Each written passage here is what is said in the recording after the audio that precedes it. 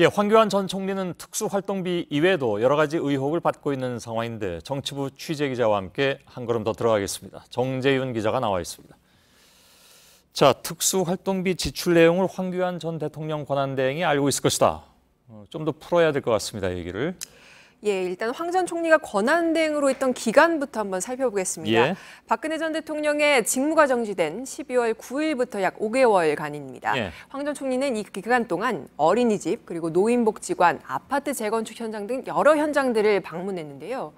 실제 촛불 집회가 한창 진행 중이었던 기간이었기 때문에 이렇게 현장 방문에 집중하는 모습을 보여서 대선 주자 행보가 아니냐 이런 지적이 나오기도 했었죠. 예. 즉 이런 행보를 보이면서 특수활동비를 사용했을 가능성이 우선 제기되고 있습니다. 예. 그럼 어디까지 이제 가능성이기 때문에 그렇습니다. 확인을 해봐야 될 문제고 본인은 뭐 입을 다물고 있기 때문에 모르겠습니다만.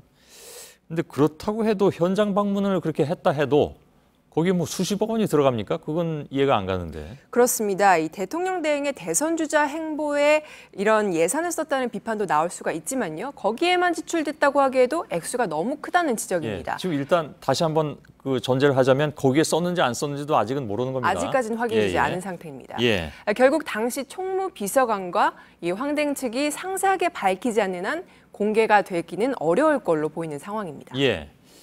자, 그럼 뭐 계속 좀 취재를 해야 되는 상황인 것 같고 오늘 논란이 된 사드도 이제 2기뿐만이 아니라 4기도 모두 황대행 시절에 들어온 거죠? 그렇습니다. 지난달 26일 새벽 기억하실 겁니다. 이때 한미 당국이 군사 작전을 하듯이 대선을 20일 앞둔 상황에서 사드를 기습적으로 배치를 했는데요. 예.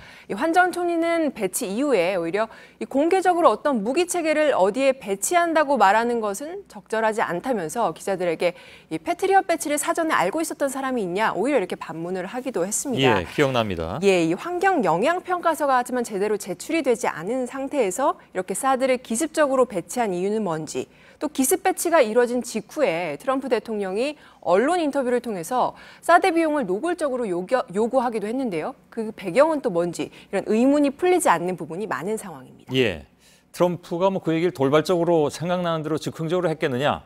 그렇지 않을 것이다라는 전제하에 이런 의구심이 계속 드는 것이죠. 근데 사실 이거 외에 또 이제 그 대통령 기록물 보관, 예. 이게 사실 굉장히 큰 문제인데. 여기에 대해서도 지금 전혀 얘기가 없는 상황입니다. 그렇습니다. 이 사드 운용 비용 부담 주체와 관련한 문서들 그리고 또 한일 위안부와 관련한 문서들 이런 이 주요 외교 현안들과요. 개성공단 폐쇄 또 세월호 7시간 의혹 등 아직 밝혀야 할 부분들이 남은 이런 이 내용들이 담긴 기록이 모두 현재 대통령 기록물로 봉인됐을 가능성이 큰 상황인데요. 예. 현재로서는 대통령 지정 기록물로 어떤 문서가 봉인이 됐는지 그 목록조차 다시 봉인이 돼서 알 수가 없는 상황입니다. 예, 문제는 지금 그 정재윤 기자가 거론한 사안들만 해도 뭐 다 끝난 사안이라고 주장하는 쪽도 있지만 여전히 진행형인 상황들도 있기 때문에 외교적으로 그래서 이러한 기록물들이 새 정부한테는 매우 필요한 것일 수도 있는데 네. 그걸 지금 다 볼 수 없게 만들어놨기 때문에 문제가 된다. 이렇게 정리를 해야 될 것 같습니다. 세월호 수사 외압에 대해서는 본인이 오늘 해명을 했네요.